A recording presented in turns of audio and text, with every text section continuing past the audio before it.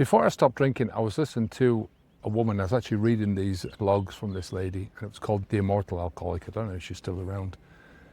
The premise was that she was looking after her husband who was end-stage cirrhosis, and she'd been doing it for a number of years and chronically in his decline because he refused to stop drinking alcohol, so he was getting worse and worse and worse. And she was just making, these were her diary that she was publishing online for everyone to see, and I suppose a lot of the time it's you get help from other people's solutions to problems.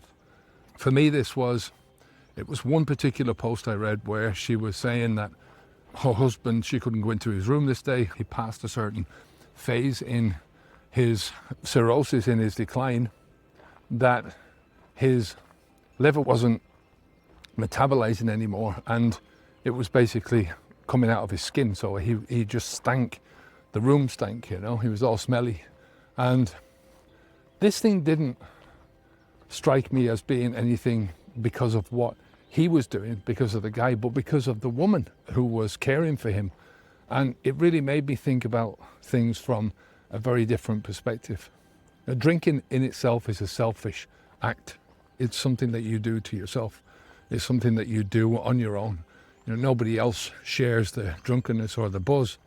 And we don't often think about other people, especially when we're in that state of drunkenness. And I think the more that you live within this bubble of alcohol, the more you become immune to what other people are saying. So you might think, well, yes, this person is just annoying me now, or, you know, they're keeping at me to stop, but I don't want to stop, or whatever. I think this is a medication that we're taking, and everyone's ailment is different. Everyone's reason for taking this medication is different, right? When you look at it, you're either trying to improve your positive emotions or you're trying to reduce your negative emotions. Happiness in a bottle is never a good idea. You get tolerance. There is a balance in your life that just goes haywire, and all the damage that you're causing to yourself, this creates more and more problems when you're searching for happiness. And then you've got the escape of negative emotions. That's also not a good idea, because you're dealing with negative emotion, dealing with the symptoms of negative emotions gets linked to alcohol. So your happiness on one hand and then your negative emotions on the other hand. And the problem with that is you're never sorting out anything. You're never dealing with the problems. You're just dealing with the emotion. And the emotion is always there to tell you something, right? The emotion is there to point out something that you should either move away from or do more of.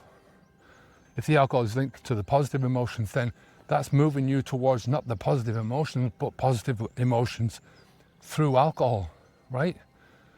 And that's never a good idea. So sometimes we have to get out of ourselves and see ourselves in the way that other people see us, especially other people who care about us, other people who have a vested interest in our health and our wellness and our being compos mentis. Smell ourselves from their perspective. Pig doesn't smell its own shit sometimes. I'm talking about this metaphorically, of course. We don't see our own mess. Sometimes we don't see the problems that are racking up in our lives because these problems become so deep and so entwined in our lives that they disappear into the general mess. We don't hear how we sound. We don't see how we're acting. We don't see how we're declining. You know, and it was, I think, me seeing my relationship with my son, seeing how that was disappearing from me. That father-son relationship, it was more turning into two drinking buddies. And I never wanted that with my son. That was a big wake-up call. And it was seeing myself on my own deathbed from his perspective. That's the thing that really made me want to change. So it doesn't have to be rock bottom. You don't have to have end-stage cirrhosis in order to think, well, I've got to stop. There's plenty of signs on the way down. It can be something that somebody said, you know, you've been passed over for a promotion.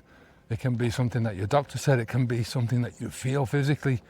Anything that gets you to stand outside of yourself and see yourself from a different perspective. See yourself as somebody else might see you, and hopefully give you the chance to imagine what it's going to be like in a year's time or 5 years' time if you continue on this path. All right, take care. Speak to you in the next one. I want to put. Bye now.